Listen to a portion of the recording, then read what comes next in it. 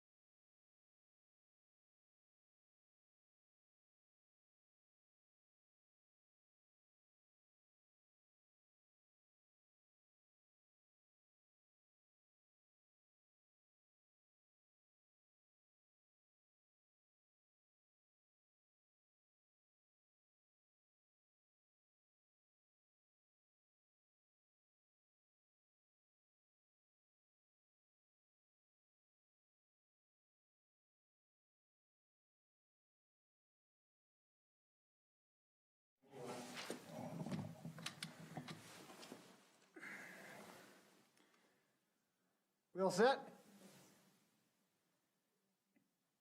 Josie, okay. Good morning, my fellow Washingtonians. Today I'm announcing a 2-week pause on our phased reopening plan. This means all counties for the next 2 weeks will stay in the current phase that they're in this morning. At the end of the 2-week pause, we will evaluate the metrics at that time, the number of cases per 100,000, the hospitalizations. So this is not a change to the phase plan, but we are pausing it for 2 weeks as we continue to evaluate the changing conditions in the state of Washington. This decision is based on the information that we've been able to analyze just in the last few days as that has come in on a daily basis. And we're responding to what we've learned with that most recent information, as we always have. And I think our flexibility throughout this pandemic has been one of the reasons we've had a great deal of success, that as this virus has thrown us curves, we have responded. It's also worked because of the tremendous compliance we've had with our requirements for masking and social distancing, and a great credit to this goes to the state Washington citizens. Before I talk some more about that, just a word on our vaccination. Today, more than 54% of the eligible Washingtonians have received their first dose of the vaccine, and 38% are now fully vaccinated. Obviously, we want that effort to continue because we have a long ways to go to get to a much safer position in the state of Washington. I have decided on this 2-week pause in consultation with our State Department of Health and experts, because we are in a constantly evolving situation, and unlike any other time during the pandemic, we look at the most recent information literally on a daily basis to make these decisions. For the past several weeks, epidemiologists have observed a fourth wave developing of COVID, as I talked about last week. But the most recent data that has come in just in the last few days, including what DOH has observed over the weekend, shows a potential plateauing of the COVID activity in the state of Washington, which obviously is good news. I'd like to show you the epi curve. First off, I'm going to show you the one that I hope that you can turn your computer so I can see which one is up, please. Okay, this shows the rate of cases going back to November as we see the 2 spikes in December and January. The curve then came down. It started to go up with this 4th surge, but you'll notice just now I'll switch to the next to show a blow up of the last 2 weeks. You'll see that towards the last week or two, we've had essentially a plateauing, particularly in the last several days. On the right side of the curve, it's essentially flat. Maybe if you're a total optimist, even a potential little decline. I wouldn't go so far to say that, but at least a plateauing. So we have seen some continued changes, and as the pandemic has changed, so have we. We know that we've unfortunately had increased hospitalizations. Fortunately, the death rate has gone down dramatically since we started the vaccine effort, and we're very, very happy about that. We attribute these changes to our vaccination progress. There's a reason we're succeeding on this, is because not only have we acted safely, but we're getting shots into arms. And we're pleased that we made priority decisions on who would receive the vaccinations first in a way that has dramatically driven down the death rate, because those who are most vulnerable received the vaccine first.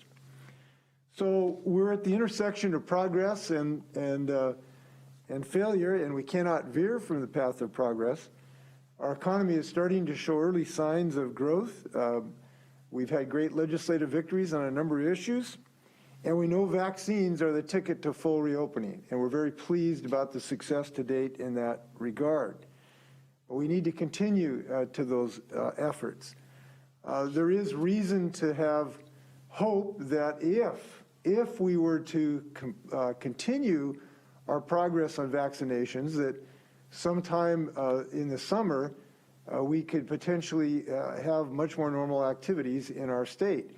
But this is dependent on our continuing to increase the vaccination rates. And as you know, we've had some concern about that in the last week or two. So if you have not made an appointment for vaccine, if your loved one is not, we certainly encourage you to do so. Make a plan to do it. There are now multiple options about where to get the vaccine for anyone over the age of 16. And we stress that, anyone over the age of 16. Young people are now an increasing percentage of people in our hospitals. So it's not just the senior citizens we're concerned about, it's everyone. Our federal partners are also indicating that we are in the cusp of approval to the vaccination from those of 12 years and older. So if that comes through, we will encourage folks in that direction as well. Now, I can't say enough about what the miracle this is to have this vaccine. These vaccines are desperately wanted across the planet, and we have them right here in the state of Washington. And so we would hate to see that miracle go to waste.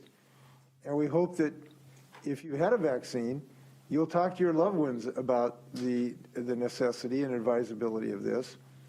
And if you have any questions about the vaccine, we really encourage people to call their medical provider, their physician, their physician's assistant, their dentist, their chiropractor, you know, your dental hygienist, your dentist. They can provide you the best information about this. I talked with the organizations that represented these professions yesterday, and they are going to be very active, both sharing information and advice with their patients, but increasingly being in a position to actually administer the vaccine in these medical settings. We want to provide as much access as we possibly can to folks. So we're confident in our ability to continue to improve, but we got to all keep pulling together. I'd like to take a moment to commend some of our local leadership. Just in the last few days, local health authorities in Ferry County have made their own individual decision to put their county into phase 2. That is a step that represents tremendous leadership on our local partners. The Whitman County Board took similar steps during an outbreak last month, not a phase change necessarily, but other strong measures. So what we're doing today, we want to make sure to reiterate that local officials have the ability to make decisions on their own. And again, I recognize Ferry County's local health decisions. Their decision is going to save lives. It was a stand-up thing to do, and it was a response to a very disappointing super spreader event in Republic, and they took action. Hats off to those leaders in Ferry County, because those folks are helping not only citizens in Ferry County, they help citizens all over the state of Washington, so that super spreader event does not move to the rest of the counties in the state of Washington. So to talk more about this 2-week pause, we have Dr. Umair Shah and Dr. Jeffrey Duchin. Let me call on Dr. Duchin for comments. Jeff, take it away. Thank you, Governor. Can you hear me? Yes, we can. Yeah, we hear you, Jeff. On behalf of Executive Constantine and myself, I want to thank you for the opportunity to provide a brief update and perspective on today's announcement and our situation in King County. In assessing the trajectory of our outbreak and considering response measures, both the number of cases and hospitalizations and the direction of our trend, whether we are rising or falling, are important. Although King County has exceeded the previously announced phase 2 rollback metrics, the recent increase in the number of cases in King County has leveled off for approximately 2 weeks now and is no longer rising at this time. We've also seen a plateau last week in our emergency department visits for COVID-like illness. And although it's not possible to predict with certainty where we're headed next, in many other areas of the country that experienced the COVID-19 fourth wave, cases have been declining. A 2-week pause recognizes new information about our local disease trends and provides time to see more reliably which direction we're heading in and whether we're turning the corner on the fourth wave, which we very well may be, while we continue to do everything we possibly can to get more people vaccinated, especially younger adults, to decrease our future risk. I think this is a good and I know a difficult decision by the governor, to make these late changes in response to the rapidly evolving situation. To paraphrase Miles Davis, the notes you don't play are as important as the ones you do. It's critical to remember that COVID-19 is an airborne disease, and there are important concrete steps that businesses and others can take to improve the air quality in indoor air spaces and reduce the risk for spread of the virus now and for the future. All King County business owners and operators and building managers for restaurants, gyms, and other retail and other public spaces should review and use the new guidance on our website for 3 steps to improve indoor air quality and make our indoor air spaces as safe as possible. And everyone who's out and about should be familiar with these safety measures and look for them to be sure steps are being taken to make the air as healthy as possible in the stores, businesses, restaurants, gyms, and other places you visit. This is also an important moment to highlight that whether we're talking about phase 2 or phase 3, the main reason we need these restrictions at all is because not enough of us are vaccinated currently. And unvaccinated people are at risk not only for COVID-19 themselves, but pose a risk of spreading it to others, especially in indoor spaces. Just as we had no playbook to guide us when we experienced the first COVID-19 outbreak in the United States early last year, there's no playbook for the end game for this pandemic. But I'm sure all of us want to avoid a prolonged game of whack-a-mole with imposing and easing restrictions. Vaccination is the cure for mitigation measure whack-a-mole. Vaccination is our ticket to a more stable and more normal life and lifestyle. And the more people that are vaccinated and the more quickly, the more we will all be able to do, the more quickly we'll be able to do it, and the healthier our community and our economy will be long-term. Thank you again for the opportunity to join you today. Thanks, Dr. Duchin. I appreciate it. I think what we're hearing is this is not a pause in our vaccination efforts. We need an acceleration of our vaccination efforts. We want to get through this as fast as humanly possible. And everybody who can step up to the plate in this regard, we will get it through it fast as humanly possible with increased vaccinations. Before I take questions, I'd like to also address those folks who still have an obligation to continued safe operations in their businesses and in their organizations. Look, non-adherence to our currently existing safety protocols put people in danger. That's just a fact. So most counties still have a 50% capacity limitation for restaurants and other businesses. In 3 counties, it's at 25%. It is our expectation that responsible owners will follow these requirements. And fortunately, the vast majority of our business owners have done that, and that's why we've been successful. A large credit of this goes to those business owners that have complied with these rules. But not everyone has, unfortunately. And I do want folks to know that we take these protocols very seriously. We've had about 100,000 complaints filed over the pandemic that have been filed with our Emergency Operations Center. We've had thousands of inspections, and the department has administered about $7.3 million in fines already for the few folks that are not complying. We'll be continuing that enforcement to make sure that we preserve the safety of all Washingtonians. And again, thank you for those business owners that are complying. We need everyone to do so to get through this, to get people vaccinated. So while we're pausing today, it doesn't mean we're going to pause our efforts. I believe Washington's going to remain committed. The vaccination rates, I hope, will continue and grow. We're going to have stable dosages moving forward. We probably will not have increasing in the near future supplies from the federal government, but they will be stable. So in a sense, that is good news. Dr. Shaw, did you want to say anything before we turn to questions? Just briefly, Governor, thank you. And I want to also thank Dr. Duchin for joining us today. And I think he highlighted from the public health standpoint, the concerns that we have, and also the hope, right? We are seeing encouraging signs that what we call the epi curve for cases may be starting to level off across the state. And I'm glad to hear what's happening in King County, and certainly we're watching what's happening throughout the state, including in our smaller jurisdictions, eastern side of the state, as well as what's happening in the Puget Sound area and beyond. This 2-week pause, we know, is going to give us the opportunity to see where we are at the beginning of a trend and if disease activity in the state is indeed leveling off or even beginning to drop. So it gives us really that important point. So thank you, Governor, for moving in this direction. I think the most important thing that I would echo both what you said as well as Dr. Duchin is the importance of people that are listening to get vaccinated. We know vaccines are our pathway out of this pandemic. If we get enough people vaccinated, we know not only can counties stay open, but we can get out of this pandemic throughout this summer into the fall and beyond.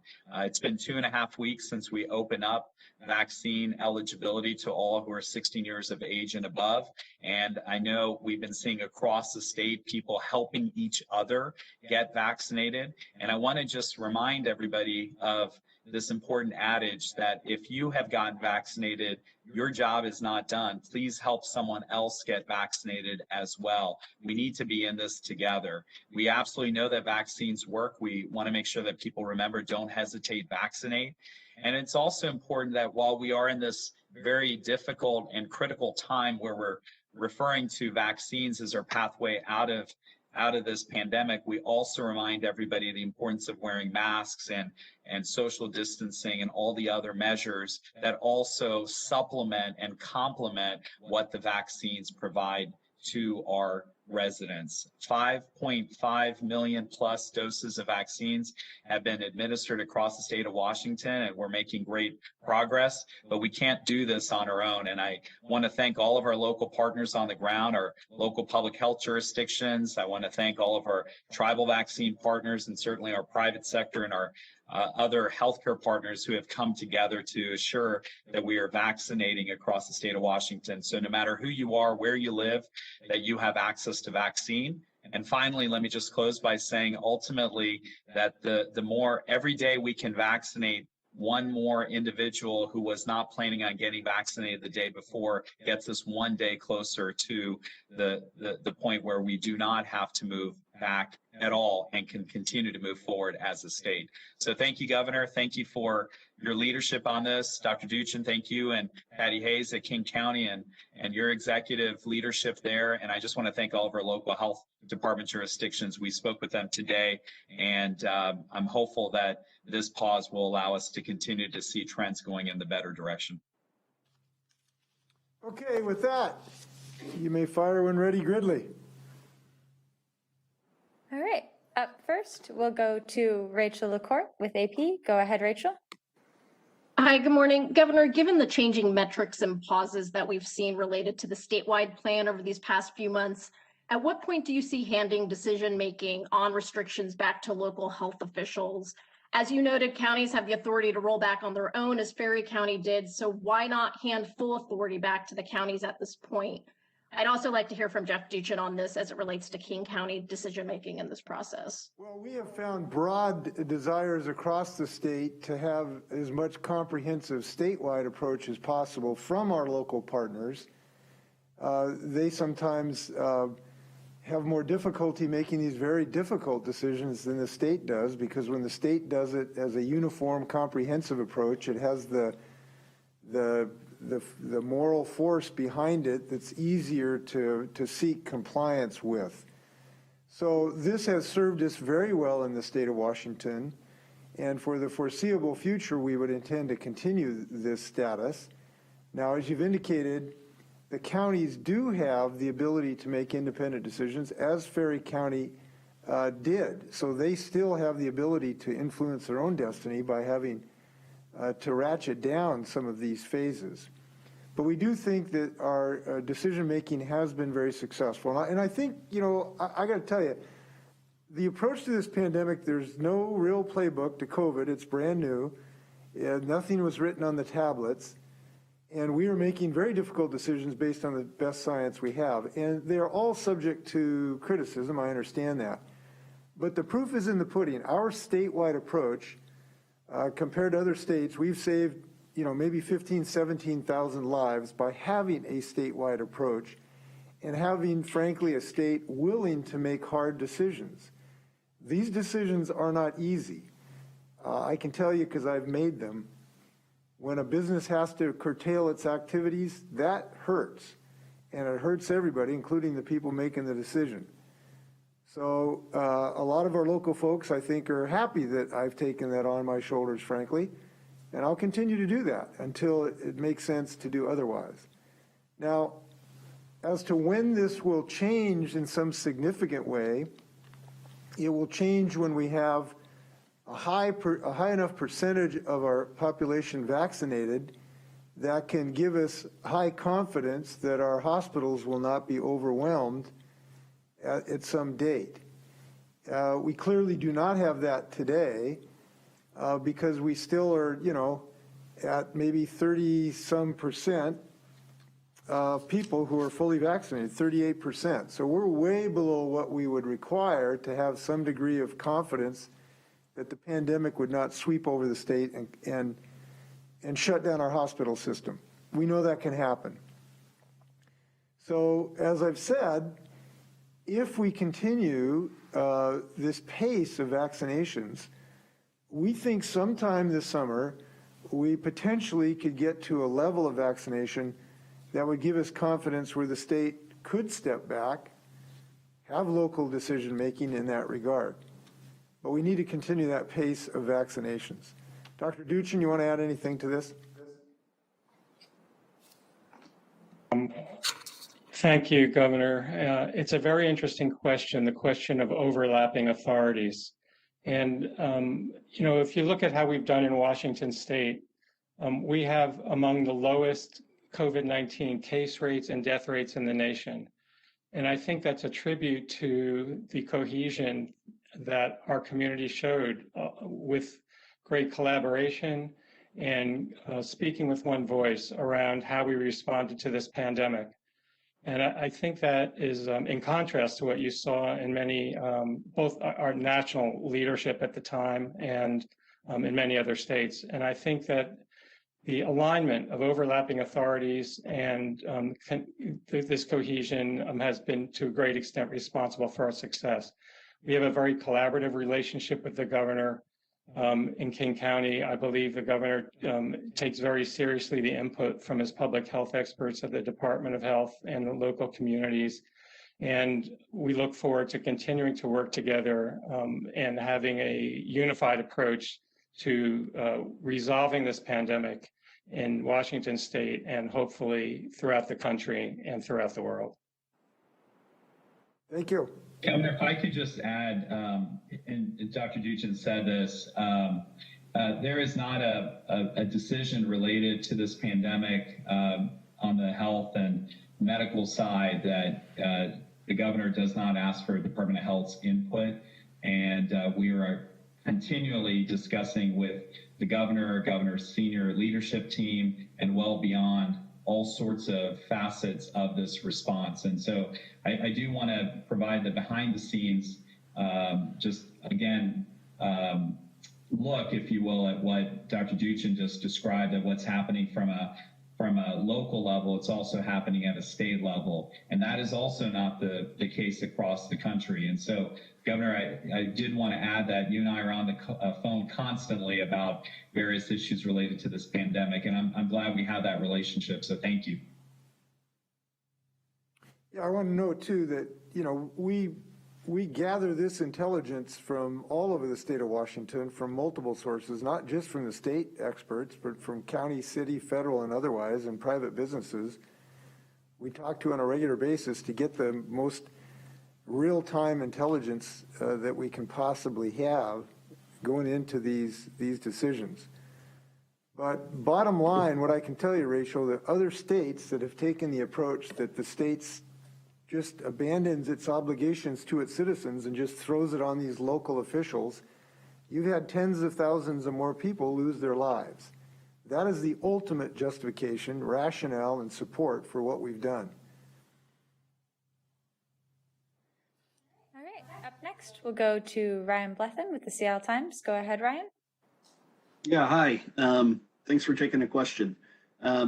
So what needs to happen to ensure there's a reopening plan in place that can keep pace with the changing numbers and the changing dynamics of the pandemic, and yet give businesses and counties confidence in that reopening plan? And might there be changes to the Healthy Washington plan during this 2-week pause? Well, this is a very difficult question. It's a very important question because there is a constant tension between predictability and certainty and the ability to respond to changing facts on the ground, rates of infection, hospitalization rates, death rates, and the like. And those things are in tension. I would love to have, last December, give everyone a roadmap of our protocols for the next 6 months. We would have then had certainty for businesses and concrete decision making, but we would have made decisions that would have been wrong ultimately because this pandemic has been so rapidly changing and frankly so unpredictable. So I think that we have to face the facts that if we are going to save lives and simultaneously keep businesses open, remaining flexible is an important element and virtue and has served us very well. Now, in this case, the fact that we're flexible by pausing this, I think is going to make a lot of business people happy. So we chose not to embrace certainty.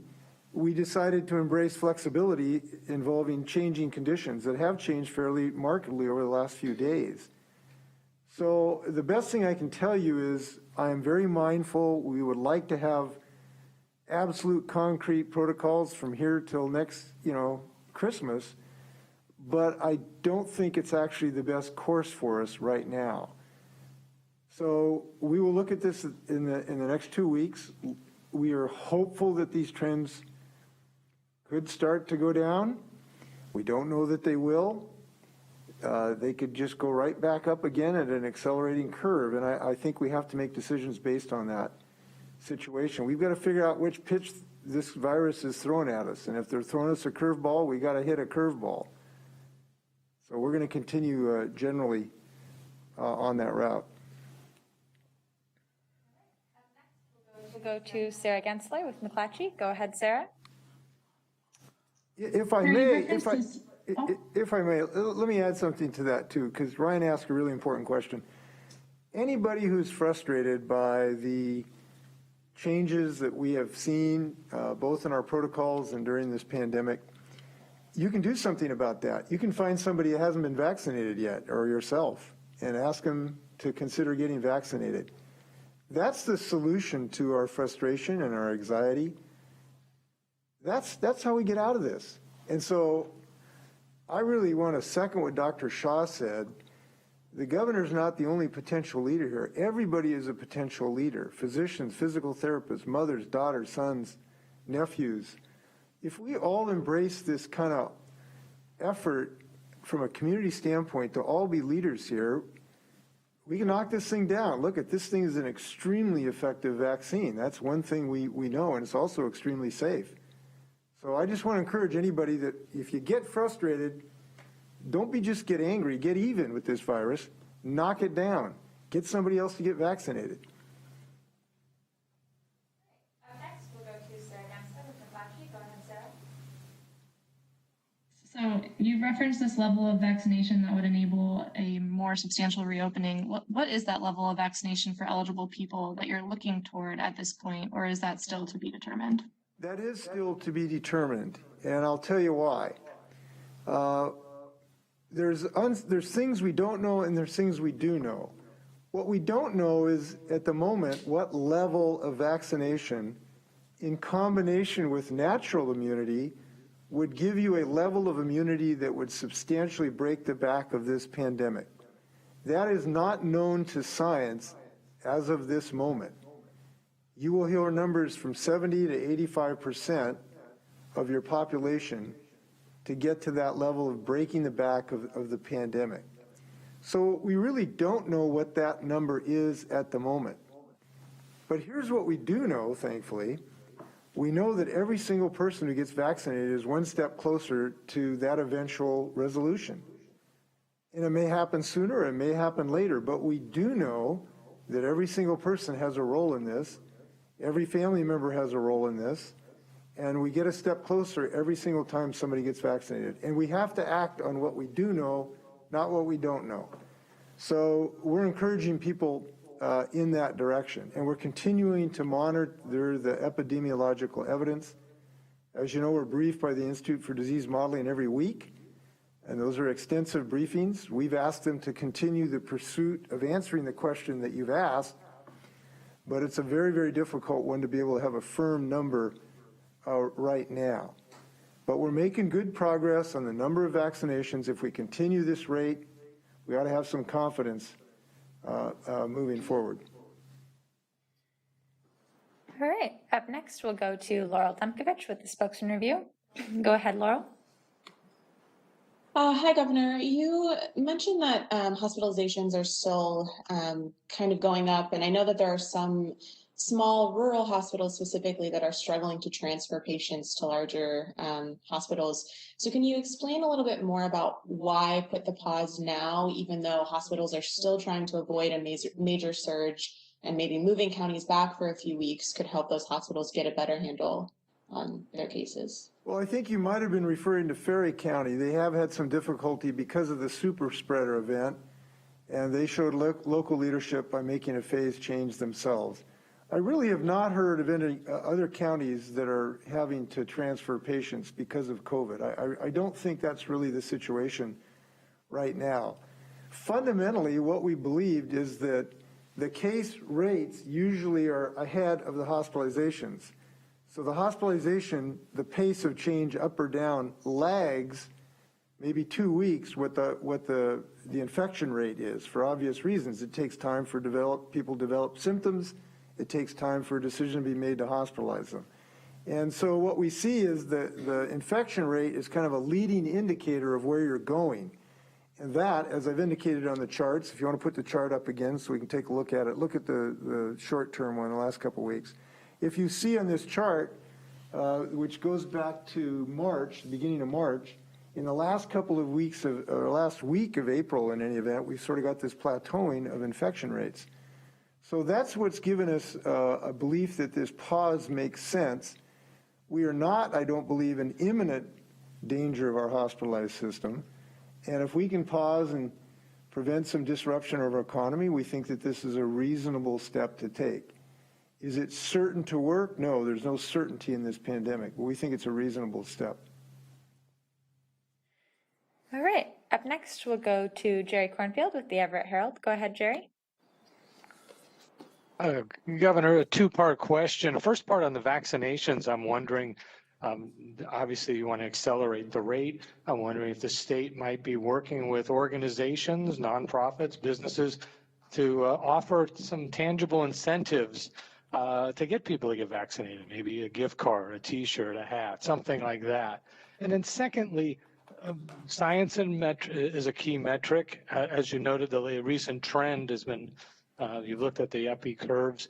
Pierce County's epi curve seems to be showing a decline in cases, and I'm just wondering why Pierce County and Cowlitz and Whitman are not being elevated back to phase 3, given that the trends in those counties seem to be putting them now back in line with those that are not falling back. So why not elevate those 3 to phase 3? Well, it's because they are so substantially higher than the metrics that we were expecting. Pierce County's, Dr. Shaw, help me out. What are their numbers right now? Do you recall? We can look it up. I mean, it's something over 300, as I recall, and there are almost 8 or 9 or 10 hospitalization rate, almost double the numbers we want. So they're just too high to consider that at the moment. And I'm not sure I'd characterize it as really having a decline. So they're, almost twice some of the limitations of the phase change. So we don't think that that made sense. On the vaccination, and by the way, we're pausing this in Pierce County too. We're not changing, Pierce County is not going backwards because of this. We're just pausing the situation.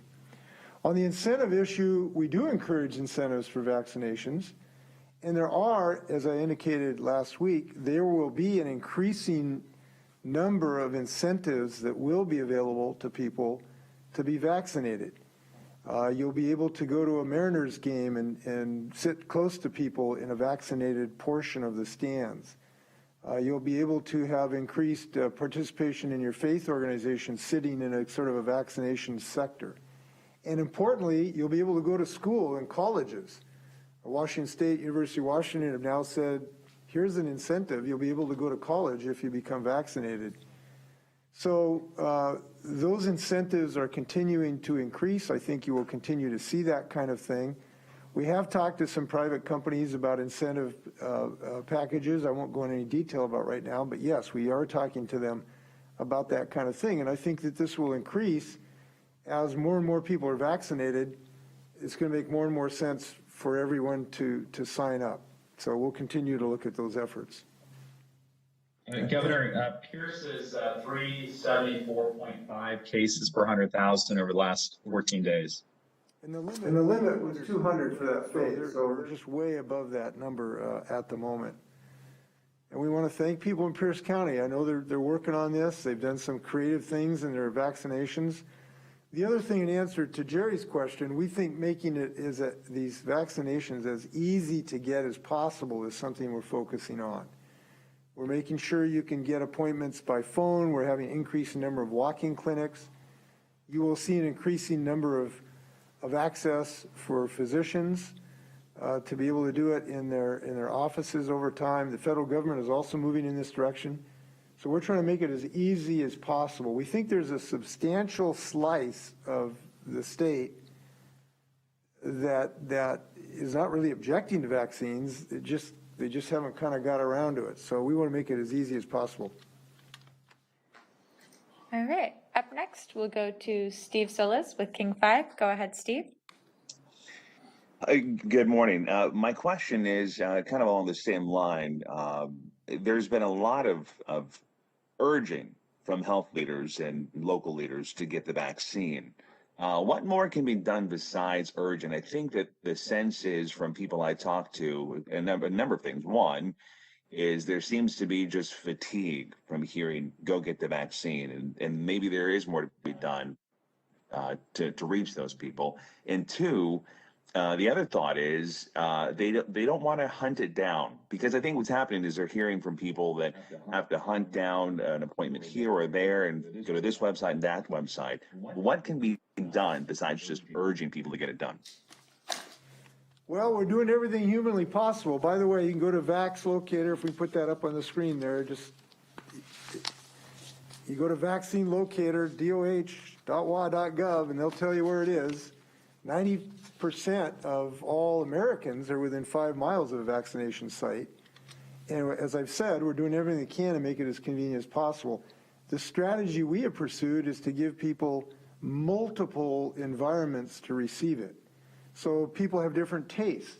Some people would like a MaxVax site for their convenience. Some would like a local pop-up clinic at a Hispanic shopping center that I visited. Some would like to do it by computer, some by phone. Some would like walk-up clinics. We have increasing numbers of delivery systems for those who can't leave their homes. We are advertising this in 32 languages. So we're doing everything humanly possible to give people multiple avenues. And I would say it's, particularly now that appointments are quite readily available pretty much throughout the state of Washington, we just need people to do this. It's certainly no harder than other medical things you've done in your life, like getting your flu shot or having an exam in your doctor's office. It's a lot faster than that. So we'll continue this effort, do everything humanly possible.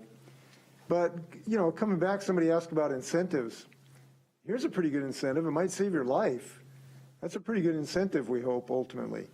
Now, we do think, and we always knew, that there was going to be a spectrum of people on where they are in the vaccination. A lot of people were, wanted to get it, willing to drive 100 miles to get it. Some other people only drive 50 miles to get it. Some were willing to make a computer appointment. Some want to wait until there's a walk-up clinic. There was always going to be a spectrum. We're working through that spectrum now. But we got to keep that movement going to get this job done.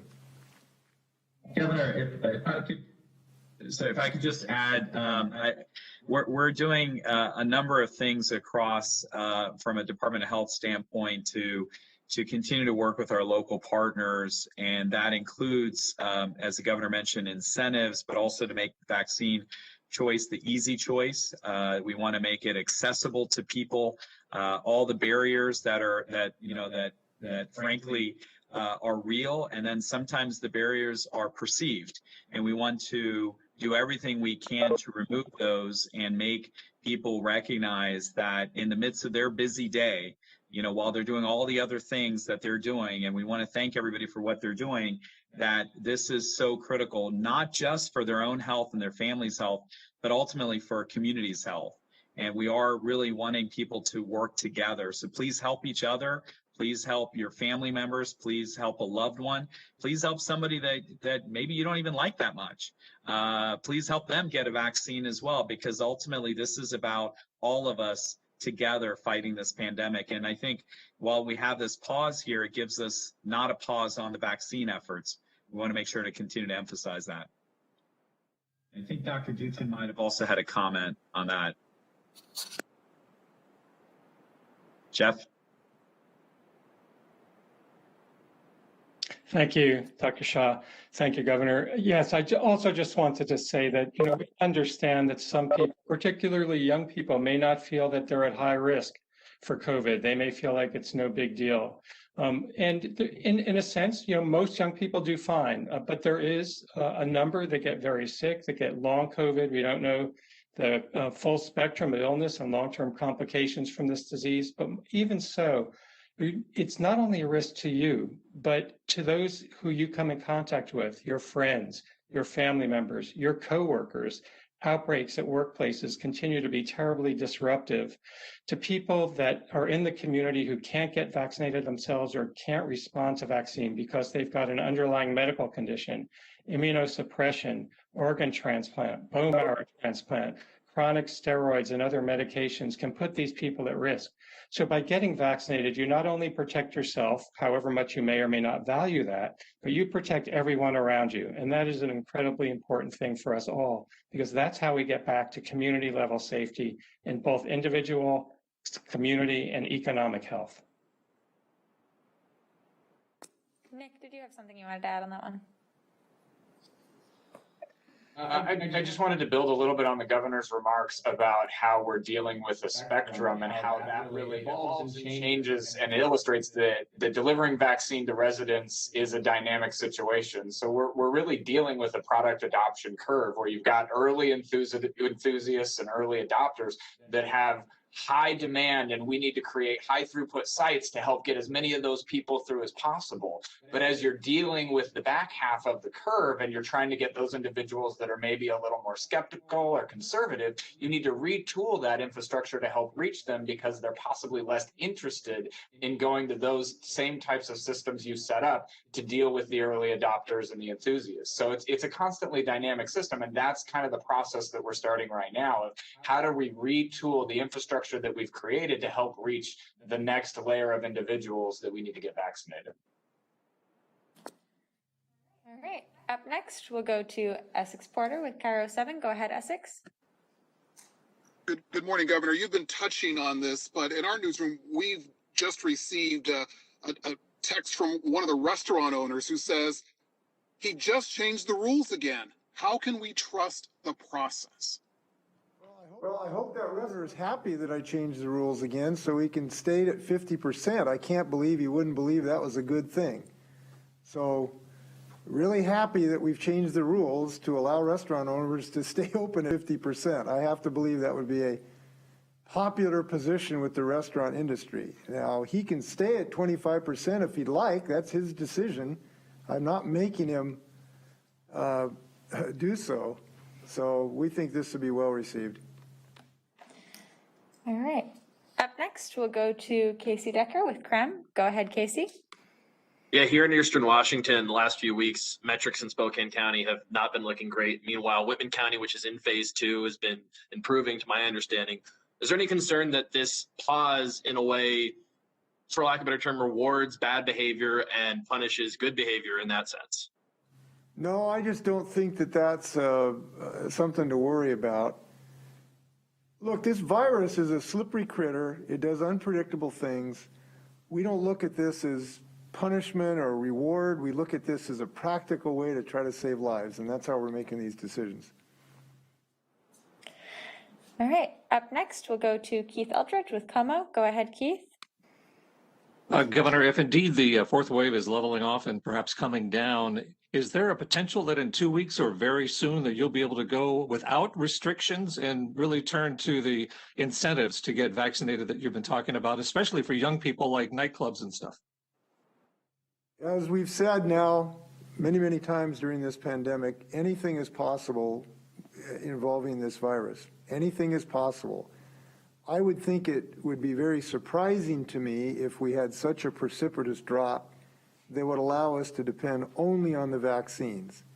I think at least for some weeks, at least, we will continue to have to use multiple strategies against this pandemic that includes the vaccine, but also includes some reasonable protections of socially distancing and the like. So it would be very surprising to me if that happened within 2 weeks. All right, up next, we'll go to Charles Featherstone with Columbia Basin Herald. Go ahead, Charles. Good morning, Governor. Morning. Actually, believe it or not, you have answered every question I had thought to ask. So, Thank you. Thank you. Thank you for that. Thank you. Appreciate that. All right, up next, we'll go to Brandy Cruz with Q13. Go ahead, Brandy. I'll take his question, and I've got two if that's possible. As for the gratitude restaurant owners should feel for today's decision that you referenced when Essex asked you a question, you know, we know that planning for ups and downs for restaurants is hard. It takes time. And there was no indication before 11 a.m. today that you would change your mind. Just as there was no indication 3 weeks ago that you were going to change your mind on the metrics until the last minute. So what do you say to skeptics who see all of this as just completely arbitrary? And then second, you've increased capacity for church services, spectator events by allowing them to create these designated seating areas for vaccinated people. Why not let restaurants do the same thing? Yeah, and answer to your question as far as the vaccination issue, we have considered having different rules, for instance, for a fully vaccinated restaurant. We've given some consideration to that. Could you have 100% occupancy, for instance, for the restaurant that had a full vaccination or a fully vaccinated portion to some degree?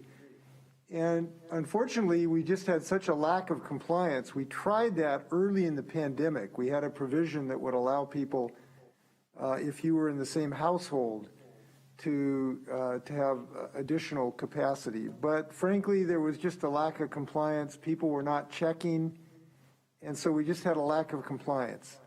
It wasn't our fault. It was just folks weren't following the rules. And so we just don't believe there's a meaningful way. And frankly, we've asked the restaurateurs if they wanted such a thing, and they said no. So we offered that to the restaurant industry. Would you like to have a situation where if you had exclusivity for vaccination or something like you're talking about, and they essentially said no. So that was not something they thought was beneficial. And in most restaurants, there aren't enough space to have just an exclusive zone that actually changes the pandemic dimension. So it just practically is not available. The issue about the notice, I am fully aware of the difficulties that people have in this situation. If you're trying to plan how much food to order or plan your staffing, it is a challenge to have these changes. There is no way to diminish the difficulty that the businesses have in that regard. But you have to make a decision. Are you going to save lives and accept some of those difficulties or not? We've made a decision to save lives. And as far as the issue of, well, we didn't get advance notice, look, there's always a decision where you make a decision, and until you make a decision and announce it, you can't give advance notice. If you give advance notice, that's when you've made the decision. So we've decided, we've shared this with as much timeliness as we possibly can. We built into the original system several days from the announcement to the effectiveness so that we would try to ameliorate some of those concerns. But I don't want to diminish why that's difficult for businesses. It is difficult for them. So is watching a loved one die of COVID. And we've made a decision to reduce those tragedies. Nick, did you have something you wanted to add on that? Yeah, I just wanted to build on the governor's remarks. You know, we in our office have had a lot of conversations with stakeholders, local elected officials, all through the course of the pandemic, and we fully understand the desire and need to try to have information as early as possible so that way people can acclimate themselves to it, make informed decisions about their business practices. But they also want the decision oftentimes to be a certain and particular decision. And there's always a little bit of push-pull that, you know, you want the answer to be yes, and you also want to know that answer with as much advance notice as possible.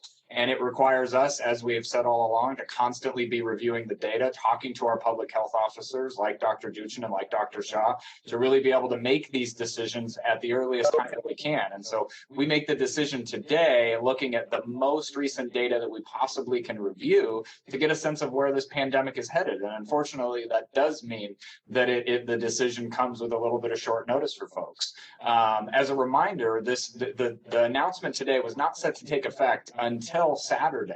And so we still had that built-in buffer period, again, at the request of our stakeholders in the business community and restaurants. So that way there was time for them to retool their operations and be able to make any necessary changes if there was phased movement. So we've really tried to construct the system in every way that we can to be considerate and thoughtful while also being responsive to the pandemic.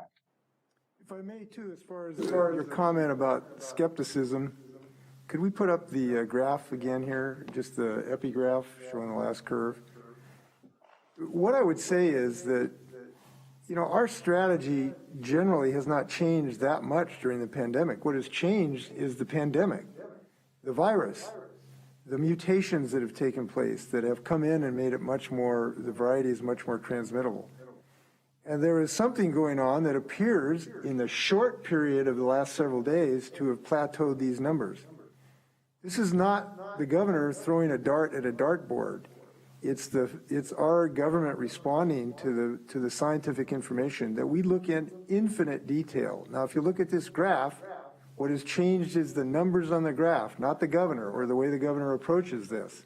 We respond to changing conditions.